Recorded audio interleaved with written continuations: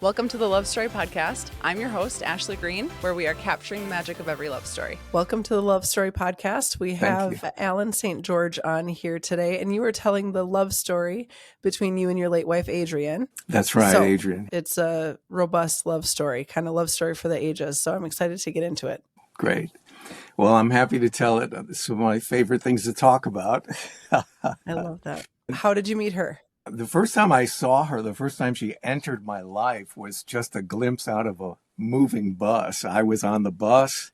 I was coming home from basic art class, which was a summer school class, so that I could start an advanced art class when I began as a freshman in high school. So I was 13 years old, and she was 15. And I saw her out of this bus, and the first thought in my head was, I said to myself, now there's a very special person, and she's gone, right? Yep.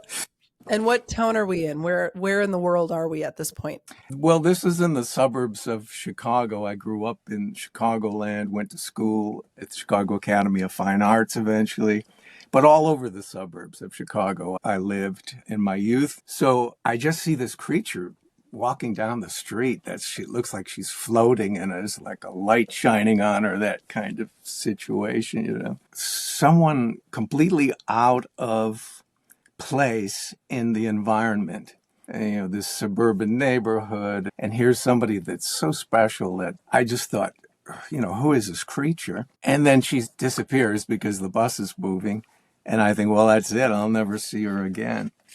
Yeah. But then, you know, the universe likes to intervene in these things. Just a couple of weeks later, I'm entertaining at a party as a magician's assistant, 13-year-old magician's assistant. How did you become a magician's assistant? Was that just like a gig work, or did you know this person? Yeah, I knew this person from a magic club in Chicago. It was a magician's organization.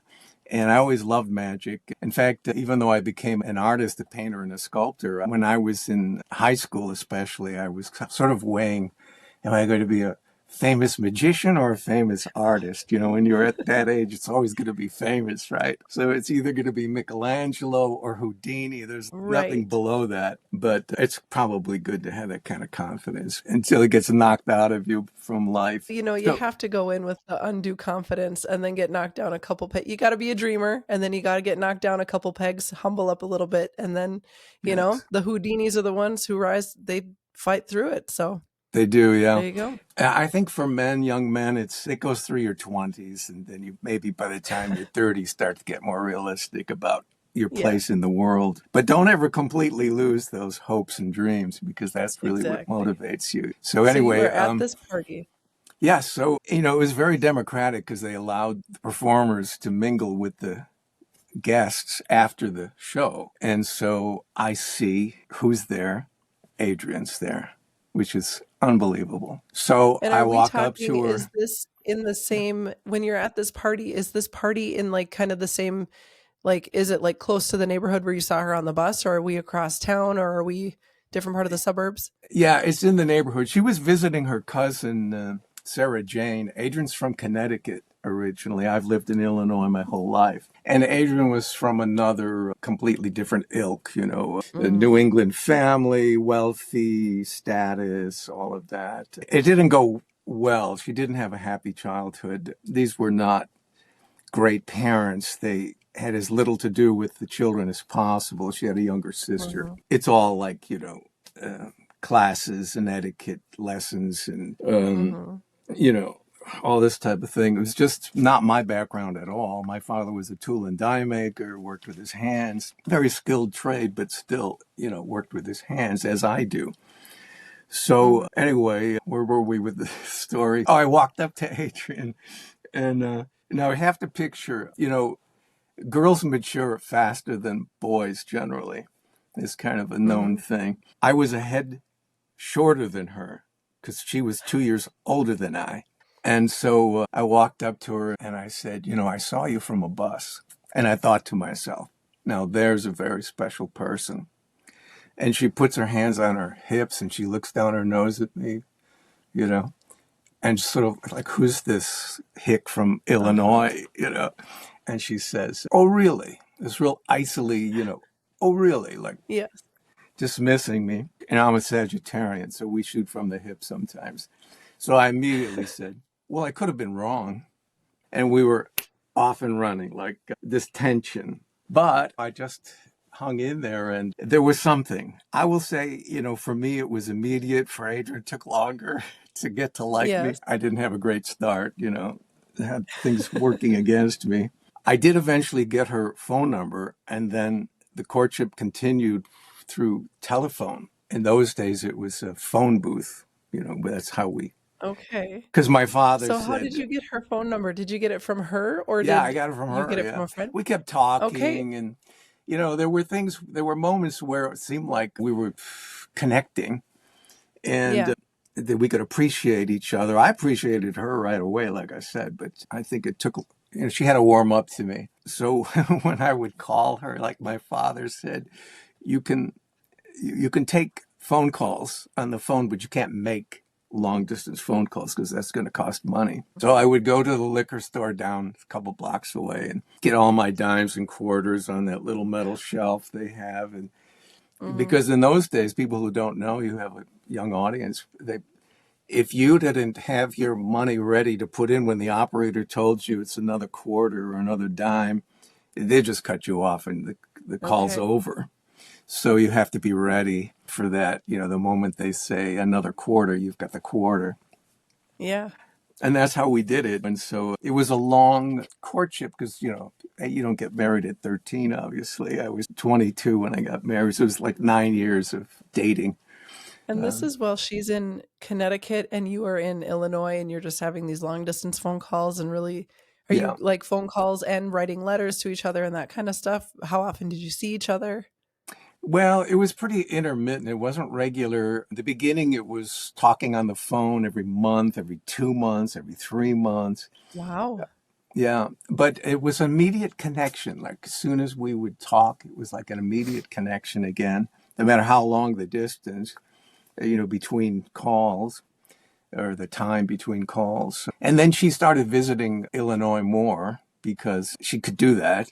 And so it was more and more frequent that we saw each other. But again, it's a 9 year period. So I don't know. In the beginning, a year would pass and then more frequent as time went on. Eventually, she moved to Oak Park. She got an apartment and lived in Oak Park. At what age did she move to Oak Park? And did she came specifically for you, or was she coming also, like, what was she doing for work? What were you doing for work? Well, no, she wasn't employed ever. Adrian never worked. So Okay. she was, supported from her parents in the beginning until they disowned her. That's later in the story. But Oh, okay. yeah, if her reception to me was a little cool in the beginning, her parents never warmed up to me. It's just like this artist who they had picked out for her, a man who was a doctor and an attorney. That's what he was becoming. Wow. Adrian used to joke he could have defended himself in a malpractice suit, but she thought he was boring. So Well, yeah. she thought this artist was more interesting. So I got lucky. I was very, very lucky. I don't know what she saw in me, but it worked out. Yeah. She moves to town.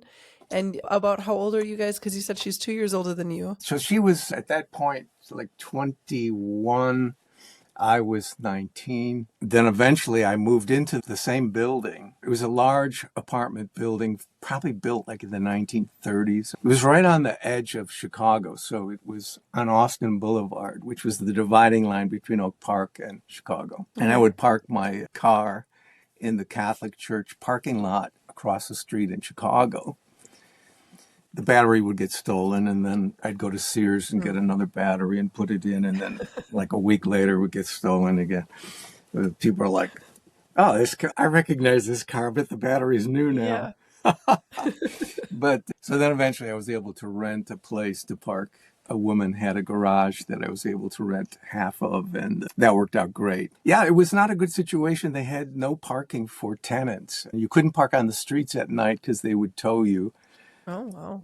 It was difficult. So that's why I used the church parking lot. I grew up Catholic. So Adrian was also raised Catholic, but she went to Catholic school. And I just went to catechism on Sunday because I attended a parochial school. Well, So we I had that mean, in common I too, don't know. kind of. Yeah. Well, and even parking in the church parking lot couldn't save you from people coming and taking your battery. So It that's could too not. bad. No, it did not. Yeah. Yeah. So you But guys, are you officially an item when she moved to town? Was it like, I am moving for my boyfriend, or was it like, I'm moving because I no, kind of have a crush on this no, guy? she was dating other people. Oh, And there's a part of the movie, one place in this movie, which I guess we haven't talked about, but there's a movie that's streaming now about this whole story, our yeah. love story, and the grief that comes when you lose the most important person in your life. And then to get past that for me, it was using a creative approach of continuing with this home, what people call a castle. It was just our home, Hmm. continuing with that work to finish it. And that's what I'm still doing. But we're Okay. jumping ahead. So Sorry. So you get me back on track. yes, she moves to the area. And this would have been, you said you were 19 and you got married when you were 22. So she would have been 24. So what happens? How do you finally convince her to become your bride? Well, there was a very dramatic incident that happened, which just seemed like an ordinary thing at the time. But this is depicted in the film. So this other man that she was interested in, I'm not going to use names just Yeah. because these people are still around. That didn't go well. She had kind of a rough night. She was drinking and she was watching a movie, Who's Afraid of Virginia Woolf, with Elizabeth Hmm. Taylor and Richard Burton. This is a very depressing kind of black and white movie. Very good, very beautifully written and everything, but it's an intense movie. She's watching this really depressing movie of a man and a woman that are just fighting, and it's just horrible. Husband and wife in that situation. She's drinking and progressively getting more drunk, and then she takes some pills and she just passes out. And meanwhile, I'm calling from my apartment, and I'm calling, and it's ringing, and it's ringing, and it's ringing. And then the next day, when I spoke to her, I said, what happened last night? You didn't answer the phone. And she told me this whole story, how she heard this Hmm. distant ringing, ringing, ringing. And she rolled over on her stomach and she vomited. And she told me, you saved my life, because Yeah. she feels like she would have just been gone if that hadn't Yeah. happened. So that was pretty intense. And then after that, we just grew very close very quickly.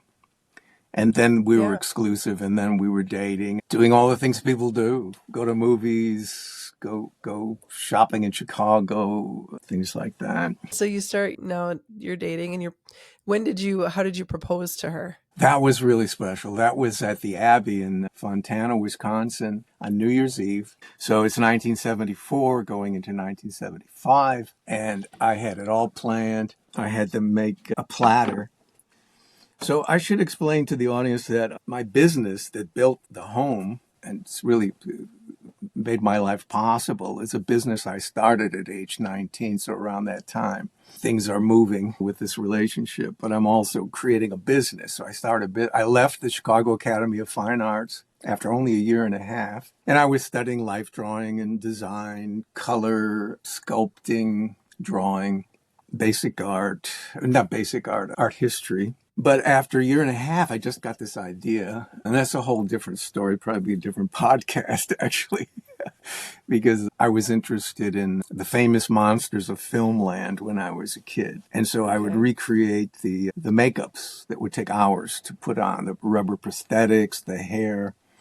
Big movie at the time, right around a little after that, but roughly that time, was the first Planet of the Apes. And it still goes on. There's a franchise still, but way back Yeah. in about 1970, it might have been, came out.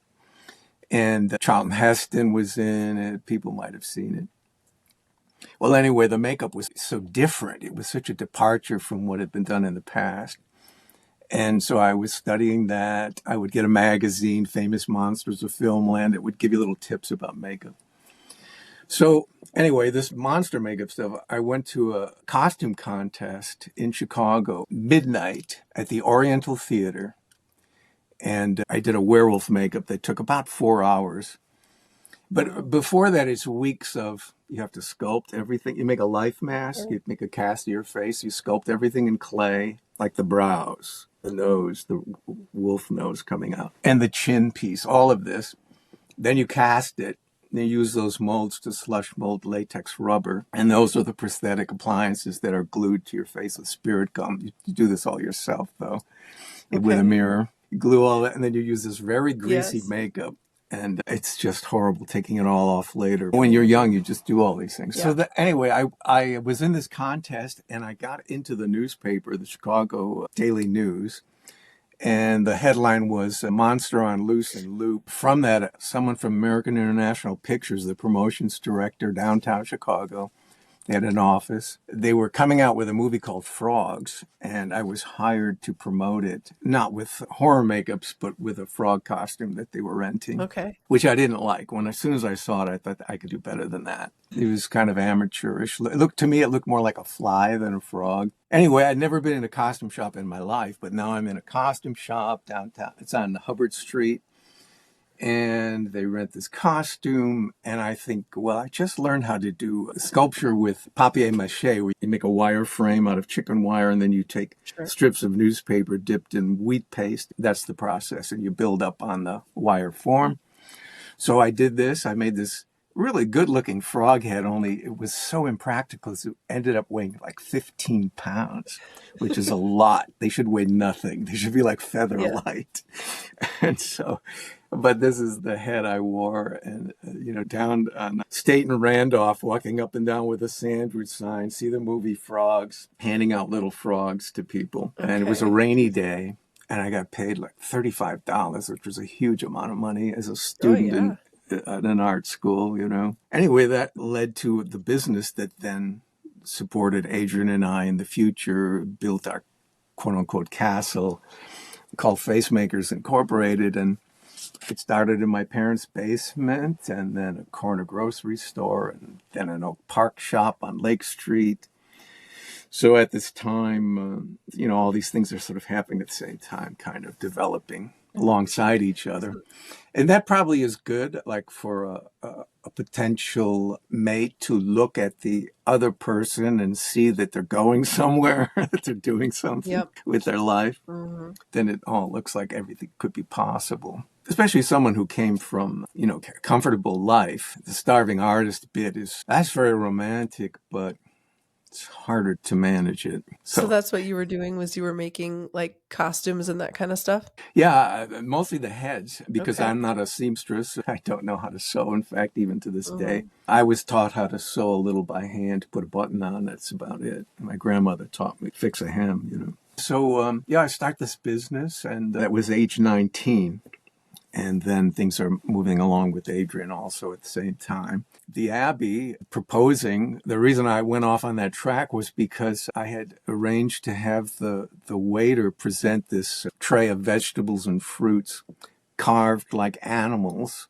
And that was the connection to the mascot costumes, all these animals. And some flowers in there too, they did, to make it look nice. And so the ring was held by a cherub that Adrian loved cherubs all her life. She started collecting as a little child. By the time we got Havencrest, she had hundreds of them. And then I sculpted many, and, So this cherub holding up the ring on a platter with all of the animals carved in fruits and vegetables. And the waiter brings this right about midnight, just a little before. He had a violinist, strolling violinist, so I told him to play Vienna Woods, the Blue Danube. She said later that she always imagined that when something like this would happen, she would just be so cool, calm, think of, pause. She just immediately burst out crying, like, goodness, this all was happening. So it was suddenly very real and suddenly very emotional. And So she and of course, yes, she said yes. That's obvious. Gosh, dusting off these old memories, that's a long, long time ago. I'm 73 now, so that was a long time ago. So what was the wedding planning like? She says yes, and now you're planning a wedding. And how long until you actually got married? So we got married married March 21st, Okay. 1975, so just a few months. And that was the first day of spring that year, and that's why she chose it. Also, we were, and I still am, kind of interested in things like astrology and also Mhm. numerology and all of those things that kind of fit together in that other world. And so we built everything around the number 3, 21. 2 and 1 is 3. The third month, Yep. it was Yep. 75. 7 and 5 is 12. 1 and 2 is 3. You had all the digits down Yep. to one digit. So everything was 3. I had a lucky sixpence in my shoe, and the date added to a 3. That's an English tradition to have Okay. a sixpence in your shoe, and the date added to a 3. And we were married at 3 o'clock. And Okay. people who come to my home to this day will see every clock is set at 3 o'clock. I stopped them all at 3 o'clock when she died. Oh, She stopped one at 3 o'clock. And since we're in this area of like the other worldly stuff, astrology yeah. and things that are not like conventional sciences, because they're in that occult area of, Yes. which just means beyond science, nothing like Yes. scary, just it's beyond science, so it's occult. So there was a brand new clock with a brand new battery. I was celebrating Facemaker's 35th anniversary. This is about a year after she died. And that clock stopped exactly at 3 o'clock, not a minute before, not a minute after. And I have it up here in my suite on the wall with a label on it, this stopped on this date, because it's just evidence to me that we don't really die. Yep. We just go through a doorway and we're still here. Yep. So that's just my belief. Hey, Love Story listeners, it's Ashley, and I have a very important confession to make. I recently did something extremely dangerous. I bought my fiance's wedding ring online. But before you judge me, I bought it from Modern Gents, and honestly, I feel kind of like a genius. Wedding planning is expensive. Like, why is this napkin $14 expensive? So when I found Modern Gents, which makes gorgeous handcrafted wedding and engagement rings that look luxury but don't cost we need a second mortgage money, I was sold. They use conflict-free stones, have tons of styles, inclusive sizing, free and fast shipping, easy returns, and a lifetime warranty, which is great because if my fiance loses his ring, I would like to replace the ring and not the fiance.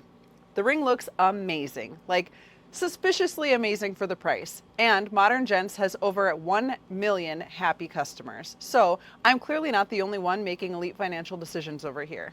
So if you're engaged, getting engaged, or just emotionally preparing for how expensive weddings are, go check them out. Head to moderngents.com using the link in the show notes below for a special discount and find your perfect ring.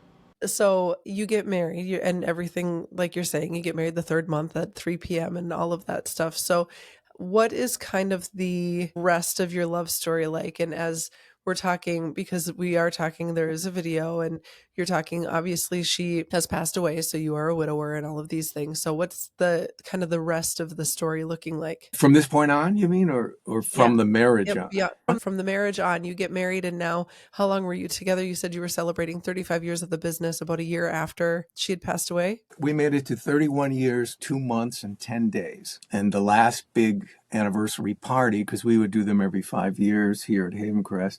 That's the name of my home, Havencrest. That's what we named it, Havencrest. Then, as it got bigger and bigger, because we kept adding to it for my sculptures and paintings, we've got sculptures holding up chandeliers. We've got murals that cover ceilings. I mean, this has been a life, 30 years together, the two of us creating Havencrest as to what it is now.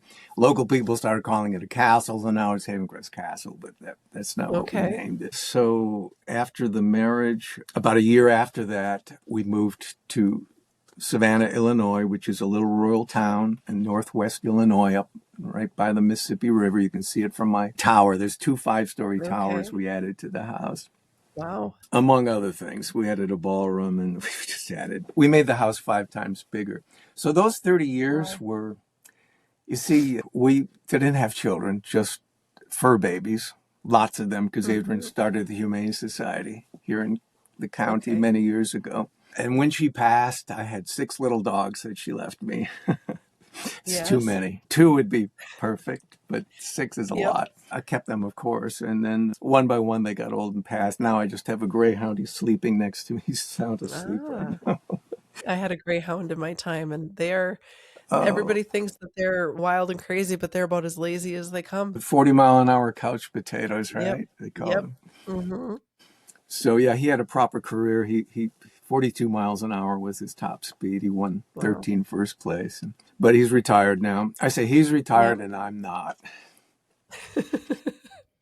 Yep. But so we spent our lifetime just adding to the house. It wasn't the original intention, but about the time the house was about finished, the original rooms, because we started with an old house, a 1901 house.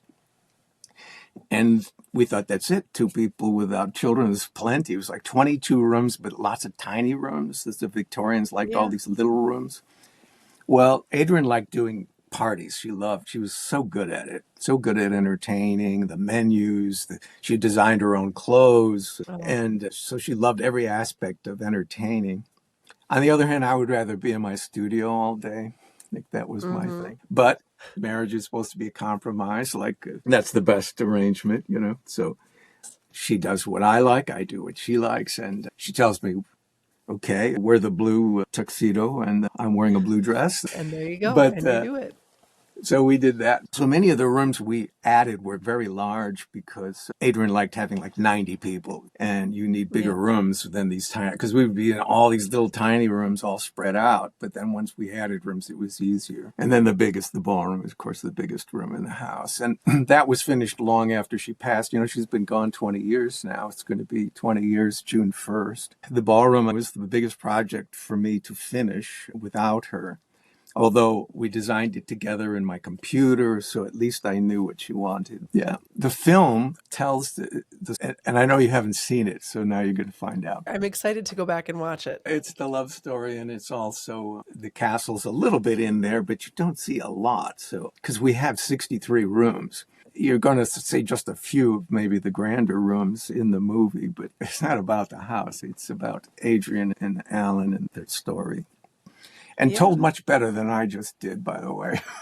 Well, this is what I like. I like it being, kind of a little bit more off the cuff and pulling out those memories of, oh, what was the violinist playing when I proposed to her, that kind of stuff. So It's so as fascinating you're to me, going, too. so you were together, you said 30 years together?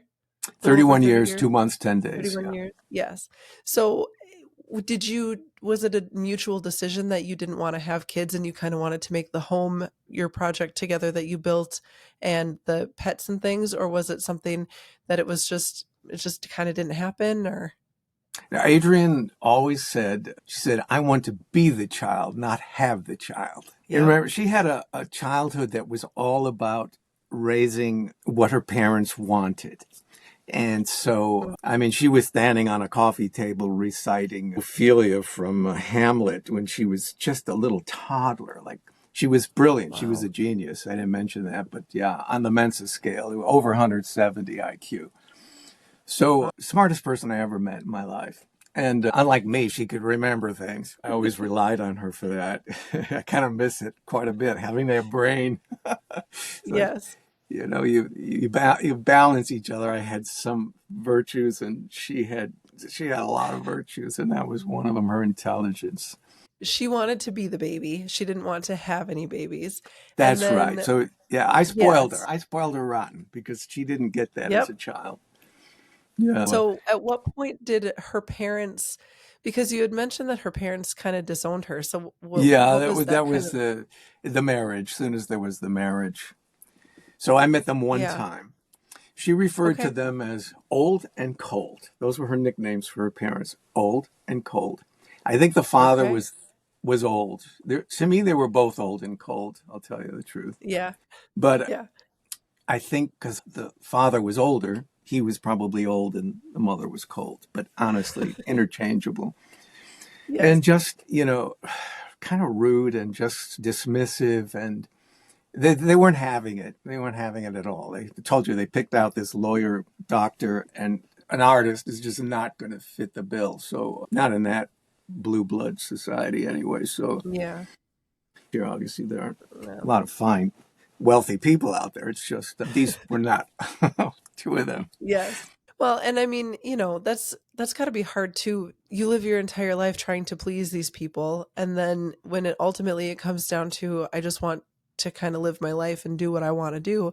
And then for, her old and cold parents to say, that's it. You've been us. Ultimately, they're saying you've been a disappointment. Then all of the work we put into you is all for nothing. And so fine, you're Yeah. dead to us. And that's got to be Yeah. really hard, and a hard way to build a marriage and a family together with, we are all just broken versions of ourselves trying to come together. And so that's quite a testament to be able to come together and have a happy life together without feeling resentment on either side or anything like that, to say, yeah, this is a choice that we made to love each other and we're going to do that. That's right. Yeah. And Adrian was finally able to really spread her wings and be free and live a free life and live the life that she wanted, not the life that Yeah. they intended. And I understand, having designs on your children, what you want for them, but ultimately, when they're of age, they're free to live their lives and should be free to live their lives. And so, yeah. Did you have a close relationship with your parents? Were they able to No, kind of I step in did and be not. surrogate? No, No. we really Okay. shared that. Not with my parents, not with my siblings. So I'm completely estranged from my family too. I don't even know anything about them at this point. Yeah. It's one of the things we shared. So now you have these two people, and I used to say we were the smallest club in the world. It was just the two Yeah. of us up here on our hilltop in this home for all those years. And it's difficult to do it on your own, like you said, without the support of a family, but it just wasn't possible. So, Right. So how did you guys, when you would, because obviously, regardless of whether you are with the love of your life or not, there will be issues, of course, just marital issues that come up and things like that. And if you don't have, I think for me, the thing that I don't necessarily say struggle with, but things that have come up in like my relationship is that when you don't have an example to follow, you just are kind of off in the wind. So was that a difficult thing for you and Adrian to try and figure out working through the marital issues? Or was it just something that you guys were like, we clicked and we just kind of continued to find a way back to each other? yeah, I mean, Adrian, like I said, she was so smart.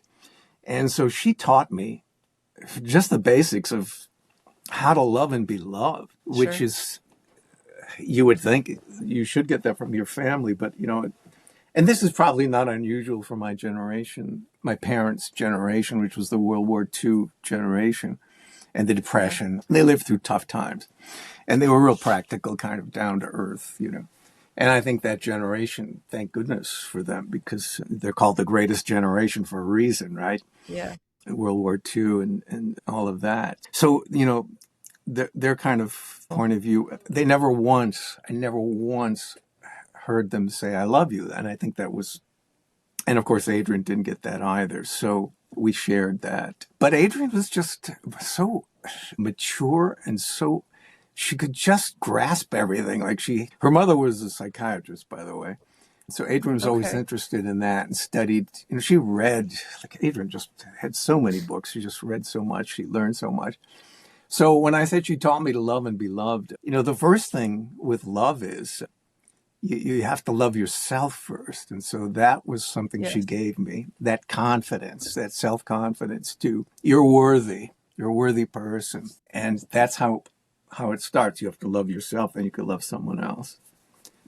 And so then you just continued to kind of build a life together. And how fortunate to be able to be with someone who, and what a testament to your late wife to be able to say, this is what I grew up in, old and cold, and having to perform and all of these things, being disowned, but to still be able to say, I'm worthy of love and I'm worthy of being loved. And to then be able to teach that, especially when she didn't have that kind of baseline of being valued for who she is.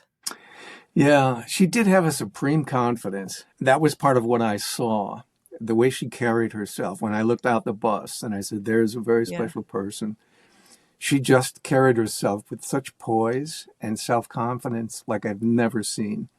So she already had that. But she was living under the thumb, and because she was 15 then, as I said, she Sure. still had years of having to, she grew up with these restrictions. And I mean, Adrian was somebody who was such a personality. She had a star personality. She'd walk into a room. I always say she'd walk into a room and the lights and music would turn on. And when she'd leave Yeah. the room, that would all turn off. She just lit it up. She described herself as a cross between Elizabeth Taylor and Phyllis Diller. Adrian, she was self-effacing. I mean, she had the glamour side, but then she also had the sort of awkward Phyllis Diller side, and she appreciated all of herself. She So did sounds I. like I wish I could have met her. She sounds I like a wish you one in a million could type of have. person. Yeah. Yeah, I wish you could have. You'd never forget her. I can tell you that. Yeah. So, well, and clearly you didn't forget her. You see her out of a bus window, for crying out loud, just walking down the street. And that's what sparked a 30-year relationship. Yes, and the house is kind of our baby because, as I said, we didn't have children. And I read a couple of years ago, I found a quote where somebody said, people who don't have children they don't leave children, obviously. Right. They leave monuments, they leave memorials. And so for us, like the house was our baby. We put all of the love and resources, into our home that people would normally put into their children.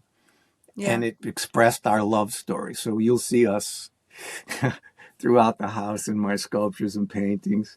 I'm still doing them. Now I've got Adrian coming in from the spirit world. My last painting I did last year.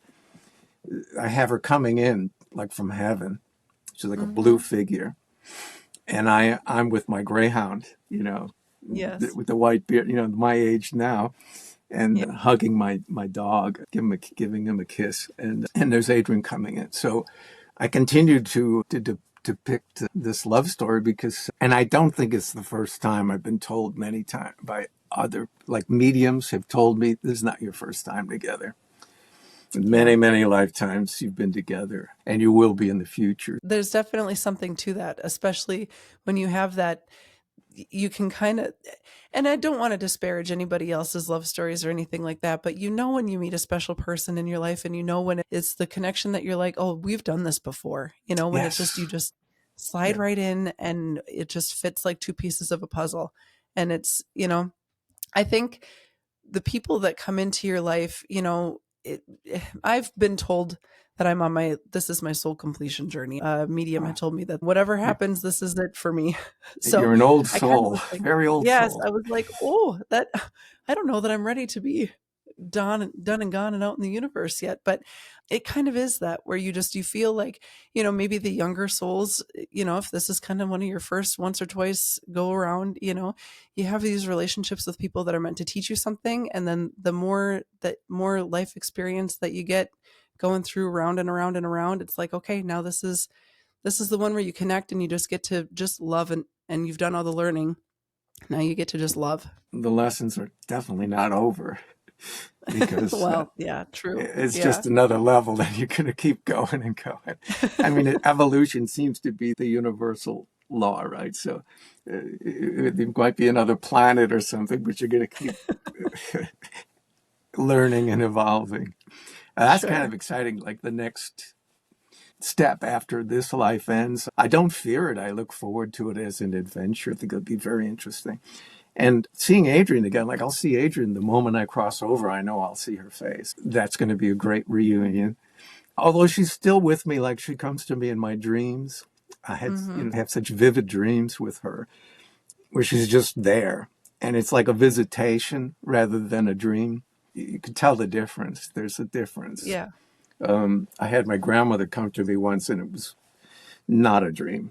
When she passed away, was this something that you kind of knew it was coming, or was it a complete surprise? Should have known. We both should have known, but we were living in this fantasy bubble that we created, this world of our own here, like I said, smallest club in the world. And of course we would have people come to our parties and stuff, but we didn't really, they were kind of people who attended our parties, but we didn't go to their house. So it was just a one-way thing. And so the deep relationship, it was just the two of us. And that's kind of how it went. And then you just woke up one day and she was gone, huh? Well, it was getting harder and harder for her to do the stairs because once a day we'd go down there's a swimming pool in the basement. It's just for the two of us. It's only 15 feet square, but 7 feet deep everywhere. And the whole point of it Okay. was for exercise. You couldn't touch the bottom. Yep. So you had to keep moving. So Adrian would be paddling around in there, and I would be sculpting because my studio was right off the pool. The pool and the studio are still down there. I don't use that studio much anymore. I have others, but for many, many years, that was the place. So I'm sculpting and she's paddling around. We're talking and we've got a TV. She's got a TV near her and I've got one near me. And we're talking about what we're watching or listening, in my case, listening to it. And so with the diagnosis, then she was having trouble climbing the stairs, as I said. So I always would help her. I'd walk up backwards, holding her hands and take some of the weight. Or when we're going down the stairs, she'd put her hands on my shoulders. And we just avoided medical stuff. Once a year, we'd go to a general doctor, but that was it. And we just kind of pushed reality away all the time. So we were really immature in that aspect. You know, we didn't face reality. Adrian's great motto that she came up with, reality is for those who lack imagination. And that's how we lived our lives. That really was our motto. So 2 days after the diagnosis of congestive heart failure, she just was gone. And when we got the diagnosis, I thought everything's going to be fine. You know, we just, obviously there's things you have to do, but we just make those adjustments. Yeah. Just thought, okay, we just have to make adjustments and life goes on. And then 2 days later, she's just gone. And it was such a shock. So that's in the film, and I won't go through that now because but you're going to watch it. So there's about 10 minutes in the middle there that I don't even watch, but it's part of this. Yeah. It's an important part of the story because it just is a big part of the story. You know, when you lose somebody, everyone will lose someone significant one way or another. You know, we're talking about love stories here. I suppose you've made a lot of these podcasts. Divorce, new marriages happened. I've talked to a lot of people in my home that tell me the second one was better than the first. Well, I think it all depends. The first one had to teach you a lesson, and then you're on to the second one, and you're a little bit better. My personal love story, my fiance and I, we dated for 4 years, almost 4 years, about 10 years ago. And then we had to take some time apart and live a life. And now we came back together. And I've always said he was the love of my life and vice versa. Sometimes you just have to learn a lesson or two and then get right back in the saddle with either the same person or someone else or whatever. But that's right. And timing is, it wasn't the right time earlier. So for you and Adrian, now you said she's been gone for about 20 years now. Yeah. So almost as long as you were married, but you're still very clearly dedicated to her and very clearly still love her. What would be one thing that you would say has kept you going as you've continued to live your life over the last 20 years? Yes, it's just to try to finish what we started. I wasn't able to do that in the beginning. I traveled a lot. That's how I got through it. I know a lot of people that aren't able to do that. I was lucky I could do it. Because we hadn't traveled at all. We were not travelers. We took one airplane trip our entire marriage. In 31 years, Adrian didn't. She was like fine wine, didn't travel well. So I kind of made up for it. And that was my therapy because it was my mantra at that time when she passed was, Alan, just keep moving. Yep. You know, one foot in front of the other. I had a grief counselor. She told me, an English lady, she told me, Alan, you're running away. But that's okay. There's no right way to do it. Do whatever works. So I really appreciated her because she told me when I first engaged her and we had our first session, she said, so I just want you to know, she's got the sheepskins and everything on the wall. She says, you're just going to be a little nuts for a while. Like that's how she put it. She used the word nuts. And I love that. It's so true. You know, she said, you're not going to do those. Elizabeth Kubler-Ross, can't remember, who wrote the book about the steps of grief. She says, you're not going to do those in order. It's going to be, you're going to skip some, you're going to repeat, you're going to go, it's going to be whatever. And she was right. She's totally right. But so for me, it was traveling helped me get through it. And now what gets me through it is now that I'm in Act 3 now. So I had my Act 1 with my parents growing up, Act 2 with Adrian, now I'm in Act 3. It's the final act, right? So it's just finishing what we started as best I can, because when people come and visit, they're so inspired by this place because it's so full of love. I hope you come and see it someday. Oh, You'll yeah. feel it as soon as you walk in. It's just, it's an energy. Love is an energy.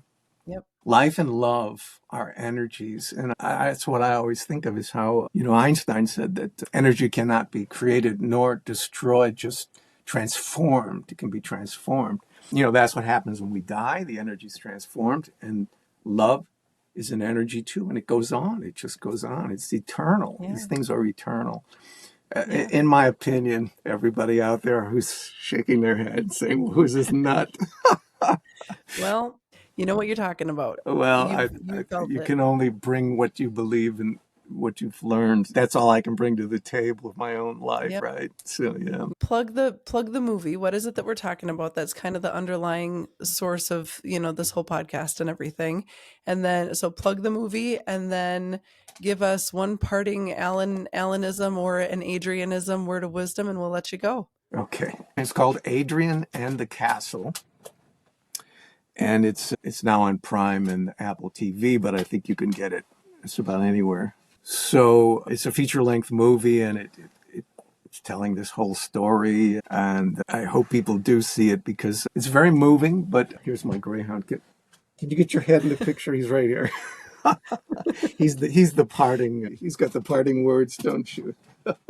Yes. Yeah, I think people really like it. People have told me that, and I read comments from people and some wonderful reviews. So Adrian and the Castle, Apple TV and Prime Video.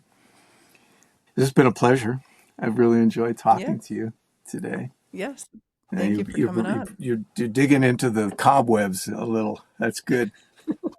Got a lot of them. See, that's why I'm glad I didn't watch it beforehand, because I didn't want to I want to get into the you and the Adrianne of it all. And then I'm very excited to watch it. Abbey watched it and she was just raving about it. So I'm very excited to go back and watch it now. Oh, that's nice to hear. I appreciate it. Yes. Thank you. Thank you for listening to the Love Story Podcast.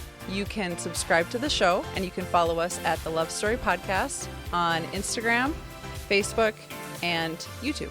Do you think you have a love story for the ages? Do you think you have a love story that's like a meet cute? Or maybe you just have a regular old love story, but you guys have been together for so long that you don't even remember how you met? We would love to have you on the Love Story Podcast to tell your story.